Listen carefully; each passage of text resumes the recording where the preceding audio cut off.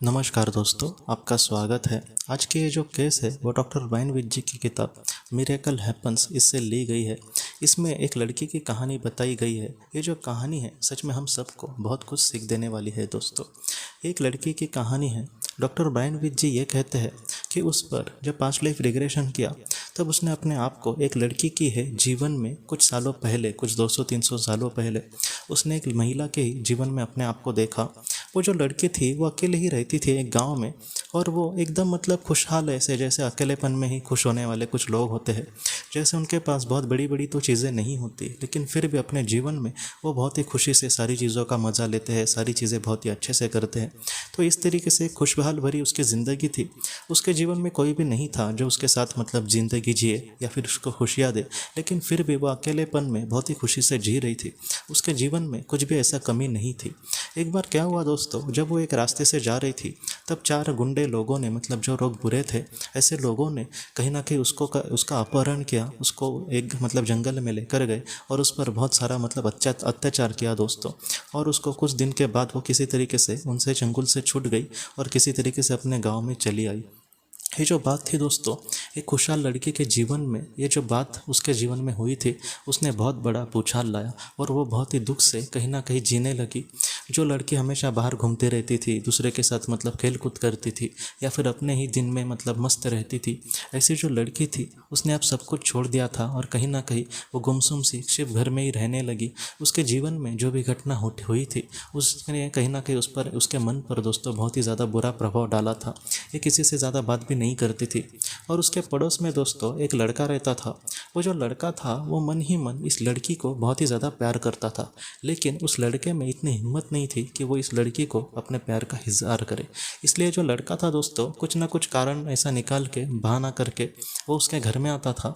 और एक दिन उसने इस लड़की को कहा कि तुम अपना अच्छे से ख्याल नहीं रख रहे हो, तुम्हारा घर का काम भी तुम अच्छे से नहीं कर रही हो, तो मैं तुम्हारे घर का कुछ छोटा मोटा काम करके तुम्हें हेल्प करता हूँ, तो तुम्हें कोई परेशानी तो नहीं है ना। तो उस लड़के ने हाँ भी नहीं कहा और ना भी नहीं कहा। और उस लड़के ने दोस्तों उसको इसी तरीके से वो ज़िंदगी भर मदद करता रहा। उस लड़के ने जितना हो सके उसको मदद की, लेकिन वो लड़की दोस्तों इतना अपने आप में गुमसुम रहती थी कि वो उसने इस लड़के को अच्छे से देखा भी नहीं था। और इस तरीके से उसने अपने जो ज़िंदगी थी वो अकेलेपन में ही गुजार गई थी। और बाद में दोस्तों जब वो लड़की इस दुनिया से चली गई तब आत्मलोक में जाते जाते उसको कुछ इस तरीके से सबक मिले कि अपने जीवन में तुम्हें एक बहुत ही बड़े दुख का सामना करना पड़ा, ये बात सच है, लेकिन उसके बाद तुम्हारे जीवन को तुम एक नए सिरे से सारी चीज़ों से मतलब एक्सेप्ट करके एक शुरू करने की कोशिश तो तुम कर सकती थी, लेकिन तुम उस दुख में ही डूबी रही। कहीं ना कहीं कोई एक लड़का या फिर कोई एक आत्मा जो तुम्हें ऐसे वक्त में कहीं ना कहीं मदद करने की कोशिश कर रही थी, लेकिन तुमने कहीं ना कहीं उस बात को भी सीरियसली नहीं लिया। ये जो तुमने जीवन में कहीं ना कहीं इस दुख का सामना करना पड़ा, ये जो बात है वो कहीं ना कहीं तुम्हारे आत्मा के लिए ये इतनी अच्छी नहीं है। क्यों? क्योंकि इन सारी चीज़ों में कहीं ना कहीं तुम अटकी रही, उससे तुम बाहर निकलने की तुमने कोशिश नहीं की। जैसे लोगों से घुलना मिलना, अपना दुख उनको बांटना, इससे क्या होता है कि अपना जो दुख है वो थोड़ा हल्का हो जाता है, किसी का हमें साथ मिल जाता है। लेकिन ऐसे तुमने नहीं किया, अपना दुख अपने ही दिल में दबा कर तुम मतलब अपने पूरा जो ज़िंदगी है वो ऐसे ही अकेलेपन में गुजारी। और जो तुमसे सच्चा प्यार करता है या फिर जो तुम्हारा सम्मान करता है, ऐसे इंसान की भी तुमने कभी भी कदर नहीं की। ये तुम्हें चीज़ें हैं जो अगले जीवन में सीखना होगा। तो इस तरीके से उसके जीवन में दोस्तों उसको ये सबक मिला। तो ये जो आज की कहानी है कहीं ना कहीं उस लड़की की ही कहानी है, ऐसे आप मत सोचना। हमारे भी जीवन में कुछ ऐसे लोग होते हैं जो इनडायरेक्टली या फिर डायरेक्टली हमें बहुत मदद करते हैं।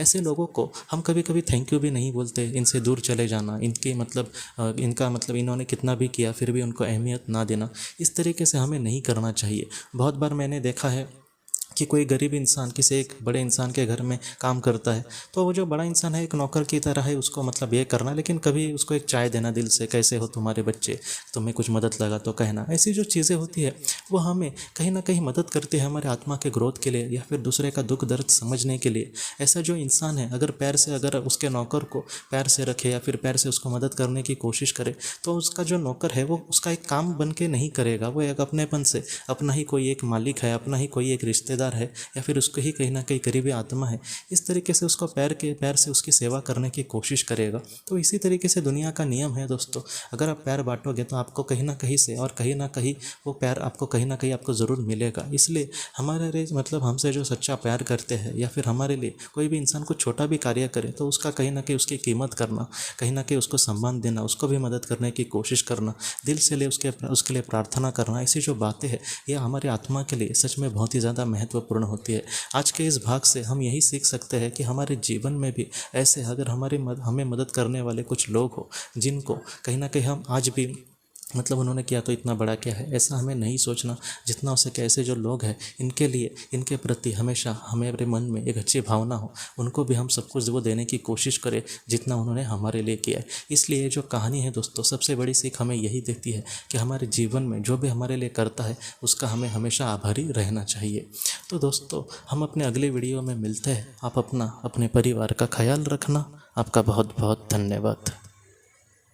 ज़िंदगी की रोशनी ये एक कंसल्टेंसी है जो ऐसे लोगों को मदद करने की कोशिश करती है जिन्होंने किसी अपने को खोया है या फिर जो लोग अपने जीवन में बहुत ही ज़्यादा दुखी है। जो लोग इस संस्था के साथ जुड़ते हैं उन्हें पास्ट लाइफ रिग्रेशन की ऑडियोज़ भेजी जाएगी, जिससे घर बैठे वह पास्ट लाइफ रिग्रेशन का अभ्यास कर सकते हैं। और उन्हें 5 मेडिटेशन ध्यान की भी ऑडियोज़ भेजी जाएगी और इसके साथ साथ उन्हें PDF किताबें भेजी जाएंगी जो हिंदी और अंग्रेज़ी में है, जो मोबाइल पर या फिर लैपटॉप पर आप उसे पढ़ सकते हैं। और 10 ऑडियो बुक्स भी आपको भेजी जाएंगी। तो दोस्तों अगर आप इस संस्था के साथ जुड़ना चाहते हैं तो कृपया इस नंबर पे व्हाट्सएप मैसेज करें। आपका बहुत बहुत धन्यवाद।